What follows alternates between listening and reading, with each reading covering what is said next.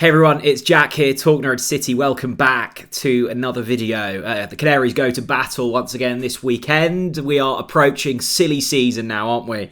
The festive period, which is always huge amounts of fun, and actually the fixtures have landed quite nicely for those of us lucky enough to have season tickets at Carrow Road. We've got a game on Boxing Day at home, we've got a game on the 29th at home, both on paper winnable, but we know how that usually ends. But before that, it's Sunderland away from home, which is arguably one of the toughest, if not the toughest fixture in the division at the moment. Sunderland are going about business very nicely this season. I was dubious whether their form would kind of last past the kind of fast start they had. Very young side.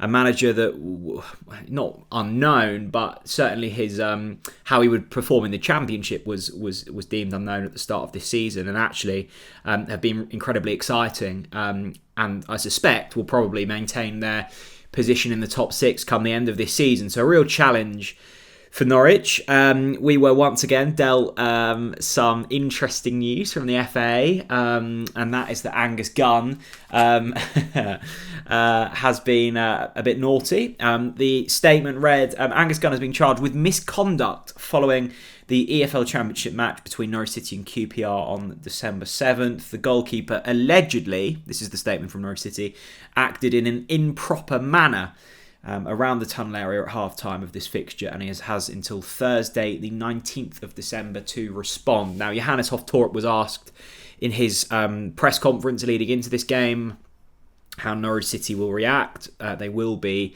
debating it with the FA, and we will see how that comes out, but I suspect we might be seeing a ban or a fine for Angus Gunn. And look, I mean, this QPR fixture, aside from the shocking performance and result, has become a really damaging fixture for us. We lost Kenny McLean for 4 games due to retrospective FA action over his alleged, his arm to the chest/neck of the QPR player.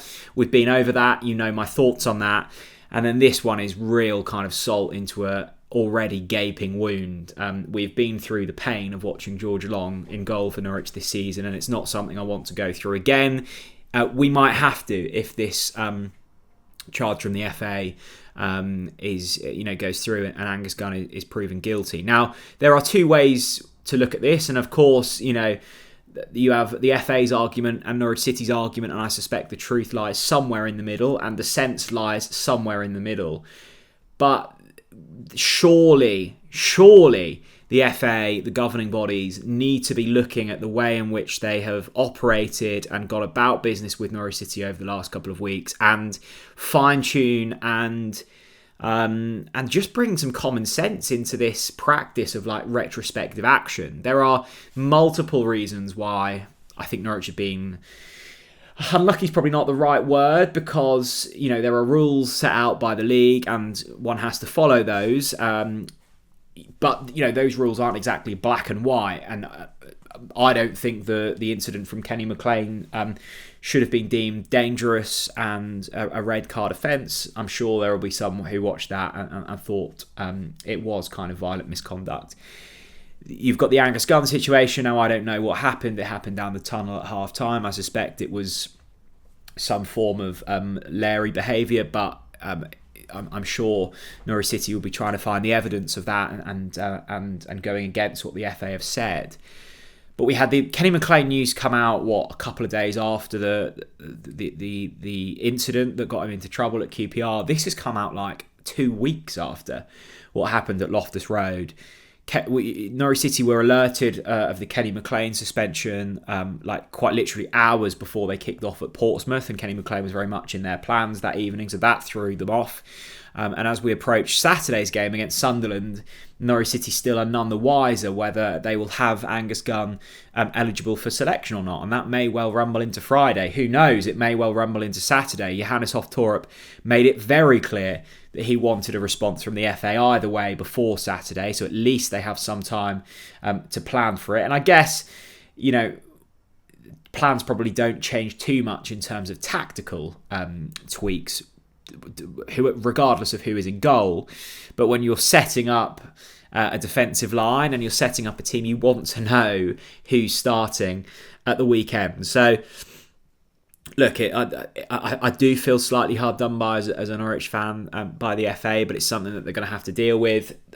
They will have to have chats internally regarding the discipline and the behaviour of their players, because this cannot keep going on. I mean, we've now been without our captain for 8 games when he's finally back from suspension, and we could be without Angus for a few games depending on how this goes.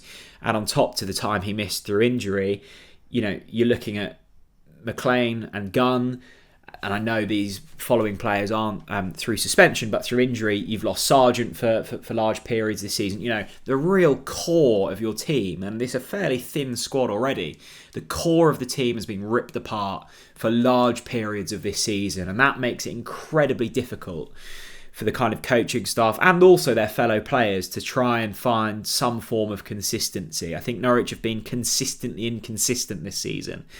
A slight concern that home form has dipped off ever so slightly. I think that will return to what we're used to soon, hopefully. But Norwich need wins, and they need them quickly if they want to be within top 6 discussions. And I think we're probably some way away from that at the moment.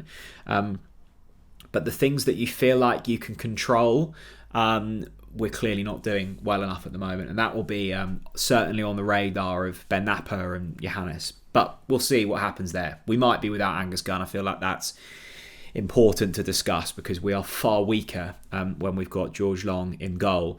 In terms of this weekend's game, look, I'm still slightly deflated from that Burnley performance. I thought it was... the Burnley game. I thought the performance on the most part was good. And actually, I think a lot of the things that went wrong in that game are fixable by simply adding players and depth, and that links in quite nicely to what Johannes said in his press conference during the week. He said that they are actively seeking duties of a central defensive midfielder. I think it will be the first proper central defensive midfielder we've had, or certainly, trying to fill that role probably since Ollie Skip, and before that Alex Tete. It's always been a position that we've struggled to fill, and it's a vital role to fill. I think they probably had high hopes for Jakob Sorensen in that role. The fact that they are looking elsewhere is a good sign for me. I don't think Jakob Sorensen's cut out for it. He will be back fit for this game after missing the Burnley game. But this, it's clear that they are looking for someone in that area, and that's good. It has felt that in the games against the bigger teams this season, I know we drew against Sheffield United and Leeds United at home, but the loss to Burnley, it's always felt like that we're kind of toe-to-toe with these teams, and then when it comes to having to make substitutions and it gets the 60th, 70th minute of games and you're looking for something else, you're looking for fresh legs, you're looking to try and change the game, that's when it gets difficult for Norwich, and that will be a concern for them. And look, it is fixable. You can go out and splash some cash and try and keep your recruitment bang on.